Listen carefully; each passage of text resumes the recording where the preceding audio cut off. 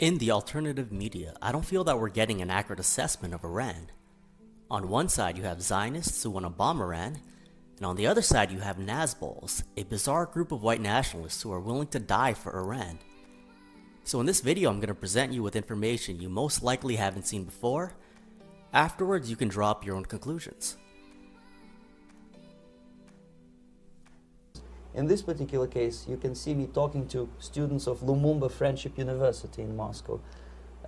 This is a huge school under the direct control of the KGB and Central Committee, where future leaders of the so-called national liberation movements are being educated and selected carefully.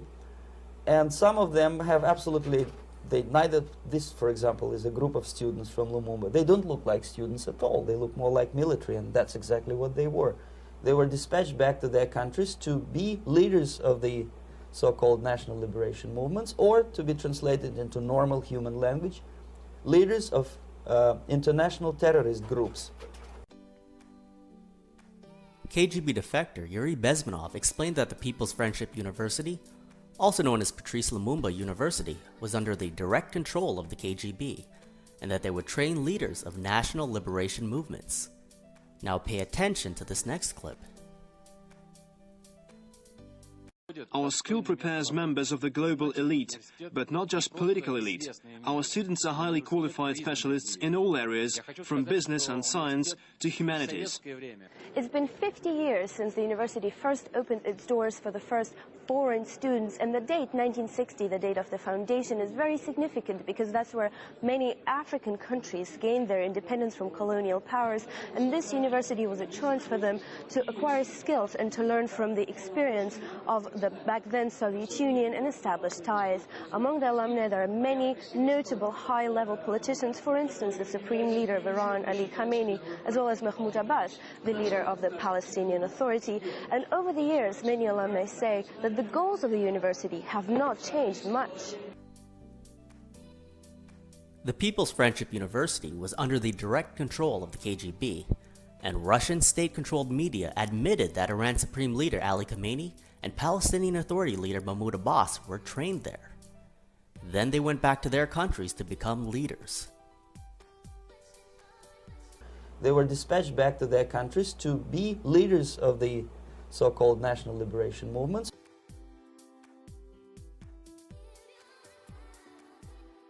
Remember in my documentary, Putin, Bibi and the Bolsheviks, where we went into the Mitrokhin files? Well, guess what? The Mitrokhin files also revealed that Abbas was a Soviet spy in Damascus during the 80s. My friend who spent a lot of time in the West Bank told me that a lot of Palestinians don't trust Abbas, and that they're actually more fond of Saddam Hussein, who they viewed as real opposition to Israel, hence why he was taken out. Not only was Abbas trained in Russia, but he also promotes the exact same lies that the Russian government propagandists and alt media do, claiming that Israel is a Western colonialist implant, when in fact it was built by Jewish communists from Russia and elsewhere in the Soviet Union.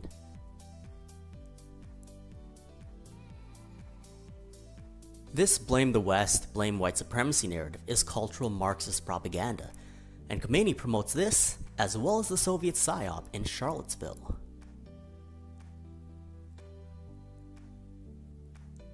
He also promotes Black Lives Matter, which is another Soviet PSYOP.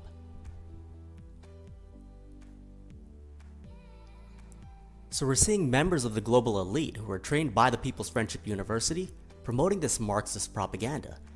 And they aren't just training people from Iran and Palestine. Most of their agents are actually dispatched back to Western countries because these are the primary targets of subversion. It's a great brainwashing process which goes very slow, and it's divided in four basic stages. The first one being demoralization. It takes from 15 to 20 years to demoralize a nation. Why that many years?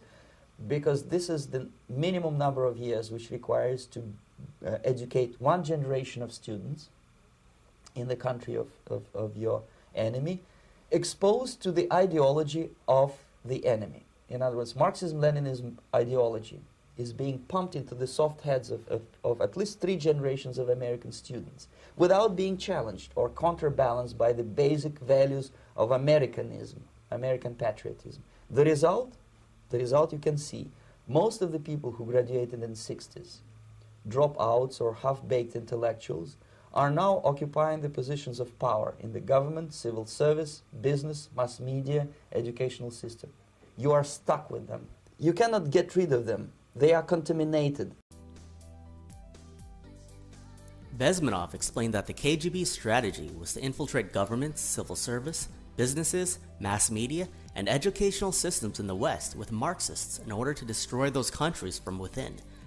This is exactly what we're seeing today. There are some idiots who claim that Putin kicked out God's chosen people and that Russian intelligence doesn't do this stuff anymore.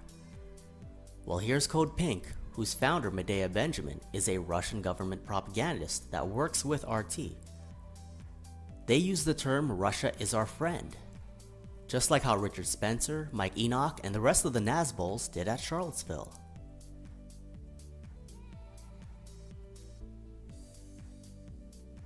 Code Pink also works to promote Russia's geopolitical interests. They were campaigning to stop military aid to Ukraine after it was invaded by Russian forces. Spencer also campaigned to stop military aid to Ukraine and even smeared the Ukrainians as Nazis. This is funny because Spencer complains about the SPLC smearing him as a Nazi, but then he turns around and does the exact same thing to Ukrainian nationalists. Code Pink promotes LGBT, open borders, and anti-racism causes in the US, but they don't promote this for Russia, who is paying them. Now think about what Bezmenov was saying earlier.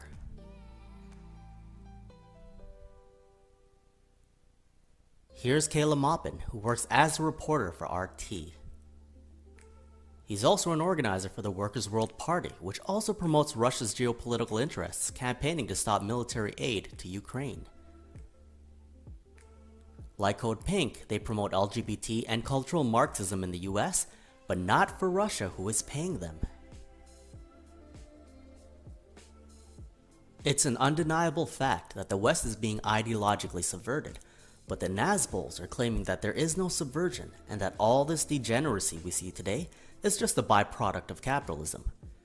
Unfortunately, there are a lot of retarded people online who believe them.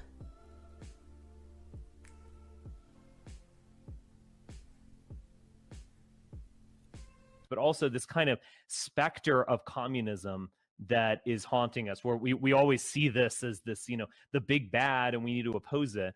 But communism itself seems to be over. I mean, it's an ideology that had its day, but it's now part of history. And the dominant mode of social and economic organization is neoliberal capitalism. And so this idea that we're not going to blame that, we're not going to look at that, seems just intellectually dishonest, to be honest. Yeah, I agree 100%. I mean, So these Nazbols are trying to cover up the KGB's cultural Marxist agenda, and they're also shilling their asses off for Russia's ally, Iran. These white nationalists are putting Iranian flags in their name tags, despite that government's explicitly anti-white behavior. In the alt media, Iran is viewed as a based traditionalist country. The people promoting this narrative are sick liars. Here's women in Iran before the revolution, and here's women in Iran after the revolution.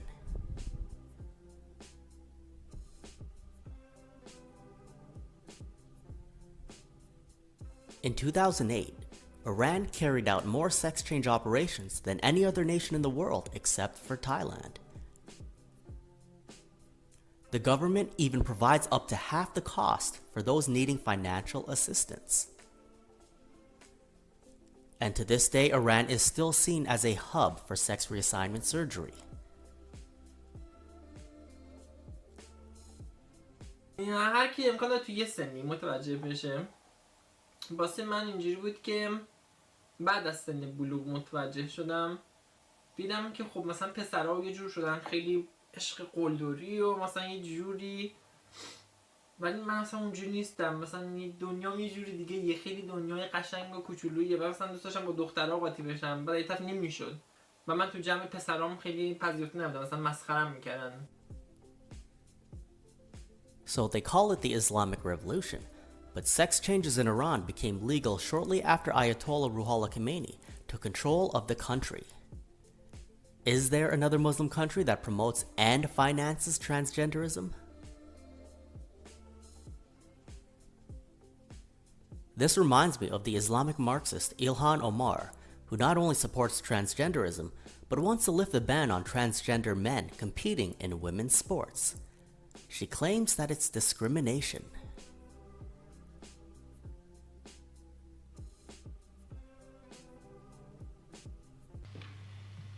With whom I had to take some strong measures. Would your Majesty say that there is still opposition to you, be it religious opposition, be it communistic opposition? Communistic, very much, every day more. And a very, very funny thing developing now is what the Marxist organization, which has a label of Islamic Marxists. This is something quite new. Yes, definitely. I think the more we have success, the more desperate they become, and they try to do what they can against us. Some people think the revolution in Iran was organic, and some don't. The Shah claimed that it was Islamic Marxists who were trying to overthrow him, and it looks like there is some truth to that. Sex changes became legal in Iran shortly after the revolution, yet Russian government propagandist E. Michael Jones considers the Iranian Revolution to be a good thing. He claimed that Iran is the leader of the free world, by which he means free of the sexual revolution and its aftermath. Through its revolution, says Jones, Iran was able to avoid the fate of Western Catholics.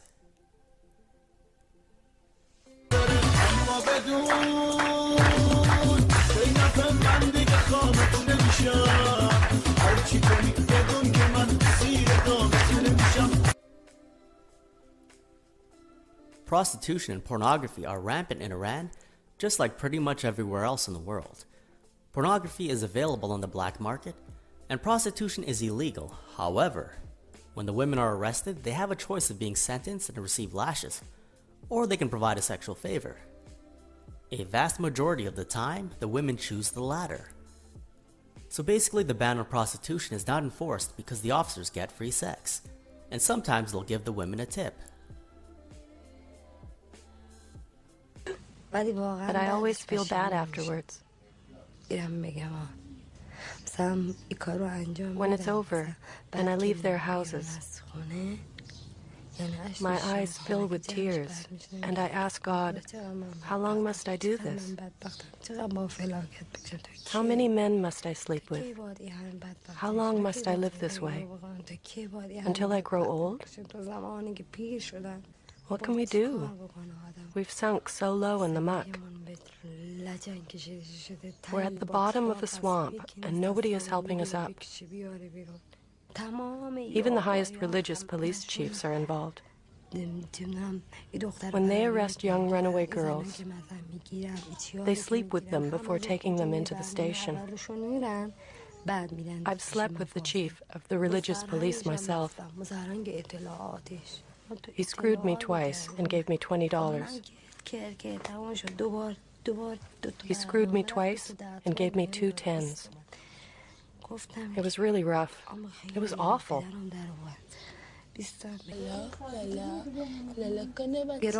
They ignore drug use, so young people won't revolt. If people protest, they're executed.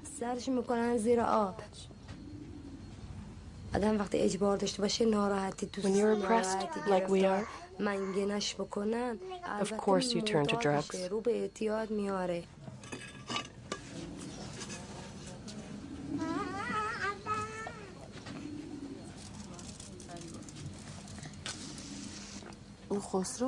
You know Khosrow, the cop? I was going to buy from him first.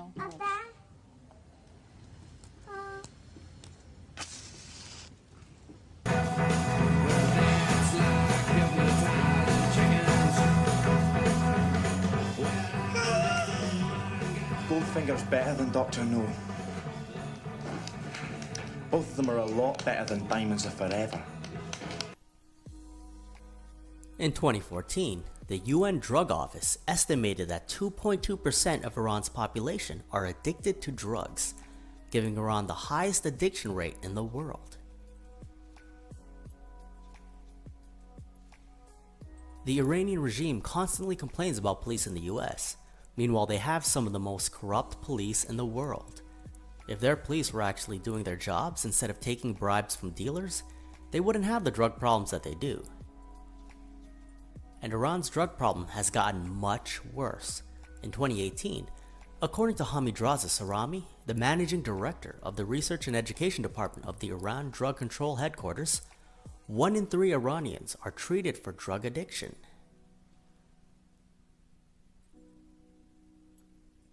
Iran's drugs come from the neighboring Afghanistan, which produced 5,500 tons of opium in 2013, making it the world's leading source.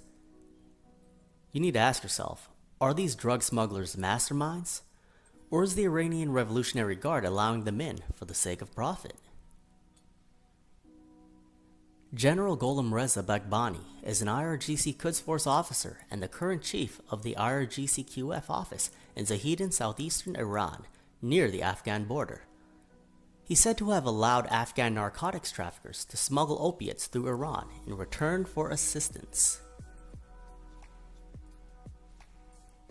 What a lot of the alt media will not tell you is that Iran actually invaded Afghanistan alongside US forces in 2001. Qasem Soleimani, commander of the IRGC Quds Force, who the pro-Russia alt media portrays as a hero, was involved in the invasion of Afghanistan. So these shills constantly demonize the US for its actions in Afghanistan, meanwhile they completely ignore Iran's involvement. طالبان احساس یعنی ایران رو دشمن خودش میدونست و این اسلامی که در ایران بود قبول نداشت. وجود طالبان در شرق ما یک تهدید جدی استراتژیک برای ماست. این طالبان دشمن ماست. آمریکا هم احساس می‌کرد طالبان دشمن ماست. و سرنگونی طالبان در درجه اول تامین کننده منافع ایران بود.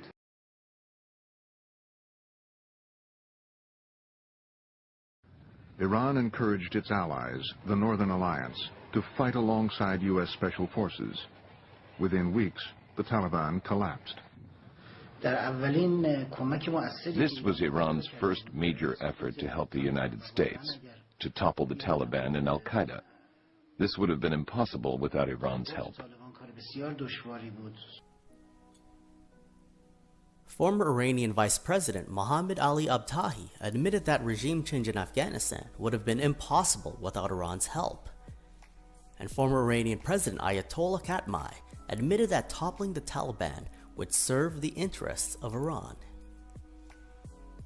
Yet we see Alija Kameneija regularly demonizing the US for the invasion of Afghanistan despite the fact that his own government was involved. He's a hypocrite. He wrote on Twitter, "How much did you spend in Afghanistan and still face losses?" What's funny is that Iran's population actually suffered the most from the invasion of Afghanistan. In 2000, the Taliban banned opium production because drug use is forbidden in Islam.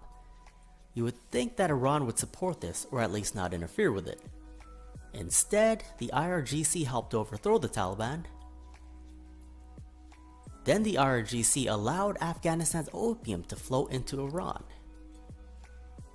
As a result, Iran's population has been devastated by drug use. So Iran calls itself the Islamic regime, meanwhile it has the highest opium addiction rate in the world. Think about that for a second.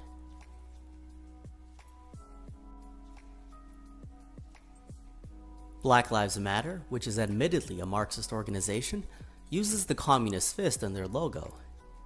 And the Quds Force uses the communist fist in their logo as well.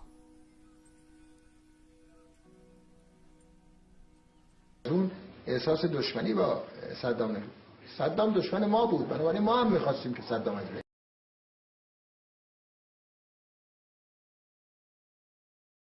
گفتم بیا این تجربه افغانستان رو در مورد عراق رو تکرار بکنیم، منتها این دفعه 6 به علاوه 6 باشه. 6 همسایه عراق به علاوه 5 عضو دائم شورای امنیت که آمریکا هم جزو اوناست، به علاوه مصر. Iran wanted more than George W. Bush, Saddam Hussein overthrown. That was absolutely 100%. There was not an epsilon of doubt on Iran's side that Saddam has to go. The US and Britain were used to do the dirty work, but it's the fact that Israel and Iran wanted Saddam gone the most, and they were the ones who actually benefited from it. After Saddam was gone, Iran expanded its influence in Iraq and filled the power vacuum. We would be seen as liberators in Iraq. Remember how the neocons said that the American troops would be greeted as liberators? Well, Ruhollah Khomeini's grandson promoted that propaganda as well. Quote, "As an Iranian, I see it as a liberation from oppression and dictatorship and tyranny, which was never known before in history. This was their salvation from their suffering, which harmed the Iraqi people." Iran didn't just aid the invasion of Afghanistan, they also aided the 2003 invasion of Iraq and allowed US forces to use their airspace to carry out the attack.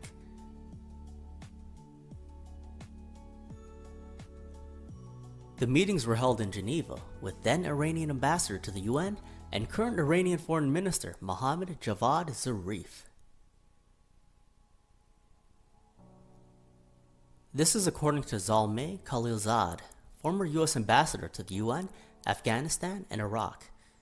He said, "We wanted a commitment that Iran would not fire on US aircrafts if they accidentally flew over Iranian territory," and Zarif agreed.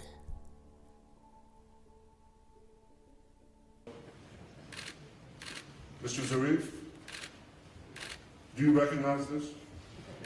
You should. It's yours.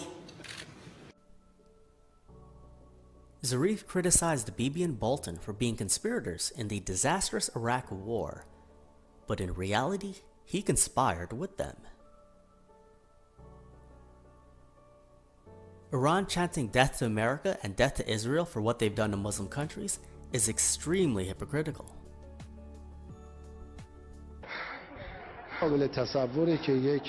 It's hard to imagine there's a person who can kill his own people or bombard them. That's really ugly. I advise strongly that everyone should allow their people to talk and reply to their demands. They lead these people. How can a ruler bombard his own people and then say if anyone speaks out, I'll kill them? This is not acceptable. People should have freedom and decision-making powers in their own future. This is their right. I think everyone in the world is very shocked at what's happening in Libya. It's really bad. I think they should heed the demands of their people. But of course, as we know, anyone who doesn't respect the will of their people, well, their fate is written. Iran supported regime change in Iraq, Afghanistan, and Libya as well. Yes, Iran criticized NATO, but that was only to make the West look bad. In reality, they supported the Libyan rebels, some of which were Al-Qaeda. Quote, "Iran's National Human Rights Committee denounces brutal and inhumane acts of the Libyan government against its oppressed and defenseless people and extends sympathy with victims and those harmed following violence." Iran gloated about Muammar Gaddafi's death, just as Hillary Clinton did. The official IRNA news agency quoted Foreign Ministry spokesman Ramin Mehmanparast as saying, "The inevitable fate of all dictators and oppressors who do not respect the rights of their people is destruction." The Islamic Republic of Iran welcomes this great victory and congratulates the Muslim Libyan people and the National Transitional Council. The pro-Russia alt media demonizes the West for supporting the Arab Spring. Meanwhile, they completely ignore the fact that Iran supported the Arab Spring for Sunni-led countries. Alija Kameneija called the Arab Spring an Islamic awakening. A couple of years ago, I met a Muslim from Bahrain, and he told me that Iran was interfering in his country's politics. At that time, I was an Iran fanboy, and I refused to believe him. Now that I'm more researched on the issue, I realize that he was actually telling the truth. Iran supported the overthrow of Sunni-led regimes so that they could expand their influence afterwards. Most of you don't know that and are being manipulated just as I was a couple years ago. On Twitter, Khamenei criticized the West for all the unlawful bloodshed in Libya, even though his government supported it. And he added, "Why is the mass murder of Muslims not important to anyone?" The devil doesn't stab you in the front. He pretends to be your friend and then hurts you the most. The Iranian regime is the real great Satan. They supported the mass murder of Muslims in Afghanistan, Iraq, Libya, and Chechnya as well. Есть обычно два качества. Есть его сильная сторона, есть слабая. В чем сильная сторона нашего врага? Нашего врага, у него нету никаких качеств. Ему не свойственно понятие честь, благородство. Да, есть среди русской армии порядочные офицеры, порядочные люди, но их очень мало, к сожалению. У этой армии нету никакой чести. У любой войны есть правила. У любой войны есть правила. У этого народа, у этой армии, у этой страны нету этого правила. Если они говорят, если так называемый президент террористического государства Русня говорит, что он будет выставлять украинских женщин, детей, стариков вперед, их солдаты будут идти за ним, этим все сказано. Что я могу добавить? И вы же сами все прекрасно понимаете. Что бы вы сказали, Путин? Что бы вы сказали? Я не хочу к этому человеку, если его можно назвать человеком, обращаться к нему. У меня нет желания к этому обращаться. Это не человек. Он должен помнить замученных, убитых чеченских женщин, детей. 300 тысяч ни в чем невинных стариков, женщин, детей. 42 тысячи невинных детей, которые он загубил. Которые его ястребы бомбили. Грозный, Чечню, Алханюрт, Самашки, Гойска, Ведено, Нажаюрт. Их называть их даже слово Шатой, их называть слов не хватит. Тысячи загубленных детских жизней, загубленных людей.